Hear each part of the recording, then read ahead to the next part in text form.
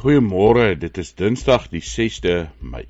Vanoggend Johannes 15 vers 15. Hier sê Johannes vir die disippels: Ek noem julle nie meer slawe nie, omdat 'n slaaf nie weet wat sy eienaar doen nie.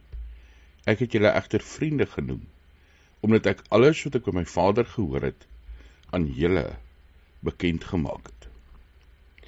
Ongelooflik dat ons God se vriende genoem kan word. Dat Jesus sy disippels vriende noem, en dit sluit uiteindelik elkeen in wat glo in Jesus Christus. Daardeur probeer God iets sê van die verhouding waarin ons met hom staan. Dat ons nie sy slawe is nie, maar dat ons gelyk is om hom lief te hê, om saam met hom te leef.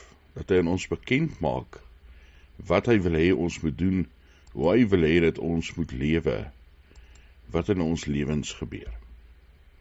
Dit is ongelooflik om te dink dat God ons gekies het om aan hom te behoort, om deel te wees van sy lewe, deel te wees van sy koninkryk. Hy wil ons God wees. Gaan wees God se vriend. Gaan leef in liefde saam met God. En gaan deel sy woord met ander, dat hulle ook kan vriende word, deel word van sy koninkryk.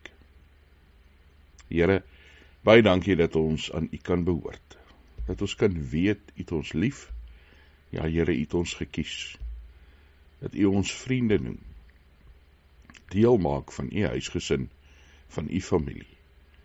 Here, mag ons ook in die wêreld U woord versprei, dat U koninkryk groei, dat meer mense U vriende, ons vriende word.